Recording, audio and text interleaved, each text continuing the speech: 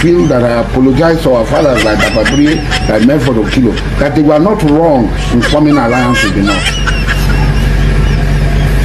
And as young men, we will now start that same alliance now. As I am today, from today, I will walk and form alliance with the North and to crush all of the opposition. Because those who hate us, whatever we do for them does not mean anything to them. Whatever some people do to them does not mean anything to them. We go all over each other. We will take this message that it's only the Northerners that can work with the Jaw people. We cannot work with the Yoruba people. They are betrayals to us. We risked our life, voted, did everything. This is what we get. Hello, good day, my SM viewers. This is Satellite Media. Mr. Chinedu Michael, let us look at the statement that is coming from Asari Dukobo, saying that the Yorubas are betrayers. This is a man who at the point worked with Senator Tinubu in the build-up to the 2023 presidential election. And shortly after the election, we saw them falling apart. He's claiming that his fathers had alliance with the North and that he's tired of his alliance with the Yorubas, that he's going to fall back to the North. And this is a man who at the point was speculated, not just speculation, himself has said that he worked with Nnamdi Kanu at the point. Does it mean that this man is stable or unstable? Well, if you look at Asari Dukobo, a lot of things has been defined about him. His identity currently now is very questionable. This is not Asari Dukobo that we used to know in the early days when the issue of resource control came up. It was very objective. It has not been compromised. It has not been politicized. But now, recently, what has been the direction, it looks like something is actually wrong with him. Asari Dukobo is trying to play psychology in so many things he do. He's trying to psych a lot of things to know maybe possibly which direction he's going to fall to. But what we are saying here at this point in time now, Asari Dukobo is just somebody currently now that can never be taken seriously. The reasons are very clear. We saw a lot of arrogance and ego about himself. We saw those things that are quite threatening about his romance with his presence in Niger Delta. He has said a lot of things and never been able to achieve one. I said Dukobo currently for me now, I think should be hiding his face in shame because what they fought for, in Niger Delta as at that time has eluded them because of inconsistency, because of corruption. He has been corrupted. People know the Niger Delta. People know that Asari Dukobo has actually been corrupted. Whether he allows that or not, that is his business. But unfortunately, it's talking about going back to his vomit. Of course, it is something that speaks about a man who is not consistent, just like Reno Mokri. The both of them are just people Nigerians can never take serious. But unfortunately, the Igbo nation has always stood on the side of the truth, on the side of reality, that have been consistent, and people are beginning to line up based on their consistency. I used to say it very clearly that without consistency you cannot get freedom, you cannot achieve. People, you would definitely mislead people. Asari Dukobo has been very, very pessimistic about the Igbo, but gradually he will come to find out the optimistic side, and why Igbos has continued to position themselves. I remember the Northerners have been saying it very clearly that the well in Biafran land belongs to them. The oil well in Biafran land belongs to them. It is their heritage, and it's a shame for him to even consider ceding his personality, himself alone to the Northerners. He cannot cede the Niger Delta resources, the Niger Delta people, so to say, to the Northerners, because the Northerners will look at him as somebody who has already fouled his personality, and they will not ever take him serious. Let him try it, and face the consequences that will come with it. If you permit me to jump in here, let me say something here, because the leader of Pandef, I'm talking about Ike Clark, who is also an Ijaw man, have come out recently to berate the president, who he said he is unjustifiably scrapping the Ministry of Niger Delta Development and renaming it Ministry of Regional Development. And Asari Dukobo is an Ijaw man, just as Ike Clark. Do you see any ethnic coloration in that scrapping of that ministry, in trying to make Asari Dukobo align with maybe Ike Clark against Tinubu? No, the fact is that Tinubu is just trying to point to a particular direction. I think that move is in line with what the former president Olusegun Obasanjo said a few days ago when he hosted Northern Leaders League of Democrats, Northern League of Democrats. When he hosted them, he told them very clearly that Nigeria is made of tripod, Igbo, Hausa, Yoruba. The fragmentation, he made it very clearly. The fragmentation that is going on, in Nigeria, especially in the old eastern region, is not a welcome development. That's what Obasanjo told them. That fragmentation? Of course, it was a well calculated, move by the Northerners immediately after the war. People who are behind it. Gowon is one. Gowon was the originator of it. Yakubu Gowon was the originator of it. But it's not something we are going to dive into. You understand? Just because he made it very clearly that his plan was to cede the entire resources of the Biafrans to the north. And he has actually done that. But unfortunately, it has taken a very bad turn on people like Edwin Clark, who are an old man who does not speak the truth, and has been able to transfer this damage to the likes of Asari Dukobo and some of them who are saying, listen to Obasanjo, what Obasanjo said when he addressed the Northerners. Listen to him. Till today, till this very moment, Obasanjo still hold Mazi Nnamdi Kanu, still hold the Igbos in a very high esteem. He made it very clear to them. You will not say I'm the one that is saying it. I'm just making reference to what Obasanjo said. But you see, this, I don't know how to describe, all psychopaths, they're all, including Edwin Clark, they're all psychopaths coming out to talk about Nnamdi Kanu. Nnamdi Kanu is not your match. Azikiwe trained you by Edwin Clark. Azikiwe, Dr. Nnamdi Azikiwe made you who you are. The first exposure you have in civilization was in Abia, Umahia. Edwin Clark, you know what I'm talking about. So coming back to pretend over truth has consequences, and you people will continue to face the consequences. And that's what Bola Tinubu has said, they did by saying this issue of this is it.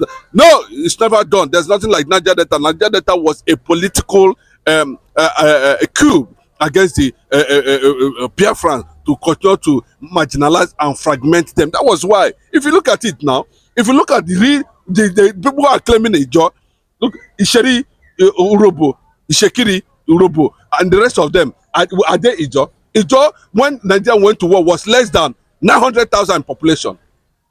Okay, now let me jump in here. I'm coming. I've not finished. I want to address some of these issues, in my own little way anyway. But as it stands now, Asari Dukobo has realized, and we continue to realize until at a point that we have nowhere to go but to depend on the strength and the spread of the truth for him to recognize that he has actually erred.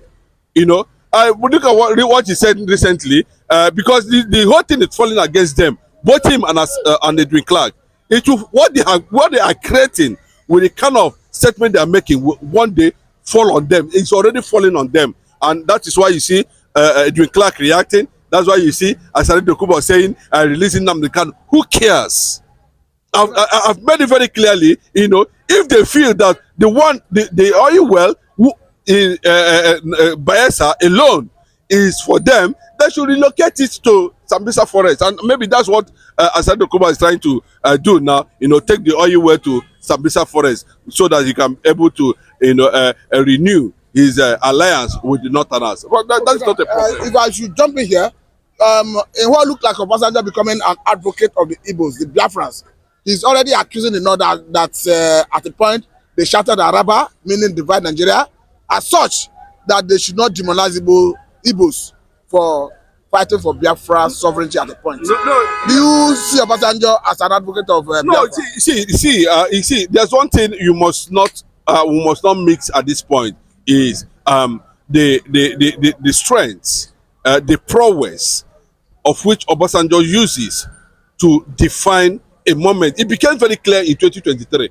and Obasanjo is not happy because, you know, the northern politician orchestrated it and still doing it. And to an extent, he said he was asking them, why did they have to put Northern League of Democrats instead of National League of Democrats? Is that means they are also powering the division of Nigeria, and which him know that Nigeria is demonized. He didn't say Igbos, nobody. He said Nigeria is dead, failed, and the only way Nigeria can have life is when the Biafran restoration takes place. That's what he's telling them. Because in a situation where he said Nigeria is dead, of course, the rise of Biafra will be an option. That's what he's telling them. There's nobody that can stop it because the Igbo nation has endured enough. But the question I want to ask is, how did Obasanjo suddenly become advocate and spokesman, the mouthpiece of the Igbos?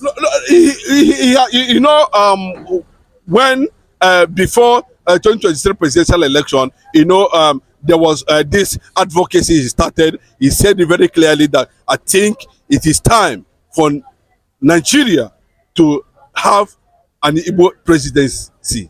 He said it very clearly. He started it. That may best explain the reason he supported Obi during the election.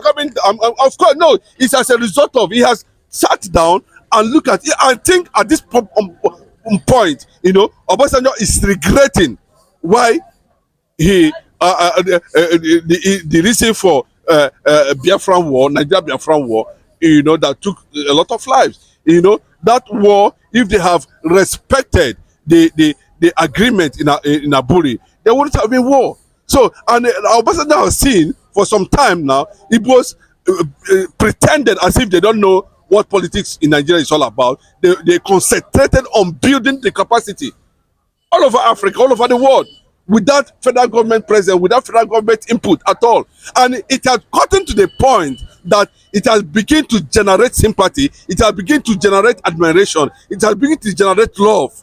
And it is from that angle that Obasanjo is, responding to issues that has to do with the calculated political marginalization in Igbo land. And he made it very clearly, you know, that Nigerians are the ones that are breeding, the politicians, especially the Northerners, are the one breeding Nigerians' disintegration, and that he will not look back to support Biafra at the end of the day if they are not able to do anything. He told the Northerners very clearly, and he made it very clearly whether they like it or not. You understand? Let me just ask this last question, because some people, even the Yorubas, accuse Obasanjo that he's an Igbo man.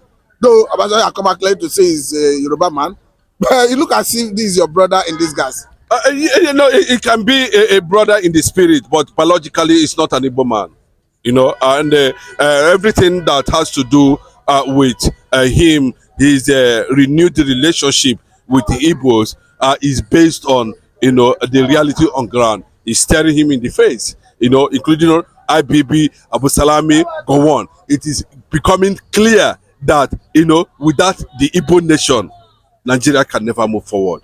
It's as simple as that. That's what he's trying to, that's the message he's passing. Not, he said, we have tried the North, the Yorubas, they failed. We have tried the Northerners, they failed, you know, and without even government present, the Igbos has advanced in all ramification. So is it not for you to think deeply and know that at this point in time, what we needed to do is to see how we can realign the Igbo agenda in the national political life of Nigeria, and be able to see if actually whether they have actually to offer by seeding or by creating an atmosphere where an Igbo man would emerge as the president of Nigeria. Because the Yorubas has failed, the Northerners has failed Nigeria. In fact, the Yorubas have turned to become the worst government ever in the history of Nigeria. Okay, before I let you go, let me just ask you this question.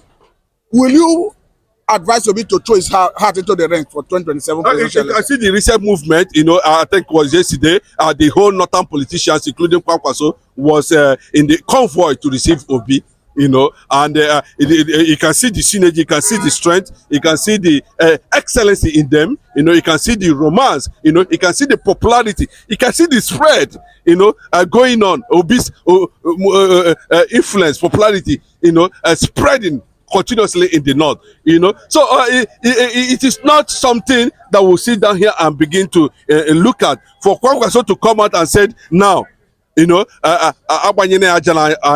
he come to understand very clearly that see, Obi is better politically positioned for me to be his vice at the end of the day. I must say very thank you for your time, Mr. Chinedu Michael. This is Satellite Media and Mr. Matu. Once more, thank you for coming. We'll hope to have you next time as always. Thank you. That's Satellite Media for you. God bless you. Keep on subscribing. Keep on identifying with this channel. What we are doing here is not to attack anybody. What we are talking about here is, how do the black man move forward. Obasanjo said it. Nigeria has collapsed. Nigeria has failed. Something that has failed. Maybe he's trying to advocate that we look at another direction, maybe of possibly renaming Nigeria, like what Tinubu is trying to do, change our national anthem. We can see now, he said, if you have 2 cars, 20 cars, we are authorized to, drive only 3, but we have not seen him cutting the cost of governance, which is why we are on Satellite Media to look at properly. Thank you. So that is you had in mind that you didn't say. If they rename Nigeria after Biafra, is this something you welcome? Yeah, let me tell you. You see, Nigeria as a name is fraudulent. I can take it from Burna Boy, where he said it very clearly. Burna Boy made it very clearly, so that you will not say I'm the one saying. He said the name Nigeria is fraudulent. And how can we be giving Togo, Chad, 24 hours electricity and we don't have light for 104 years of existence as a nation? So it tells you a lot of things that, even in the Bible, God has to change names of certain people. So there's nothing wrong if they name, after all, yes, because he will not say that Biafra is an Igbo thing. Biafra is an ancient kingdom. It has existed as from 14th century, and it's associated with the Ethiopian empire, and we are all on that line too. So if they come out and said, okay, we are renaming this country Biafra, of course, maybe that will change the narration at the end of the day. I must say a very big thank you, Mr. Chinedu Michael. We hope to have you next time to have extensive conversation on this. Yes. Thank you very much.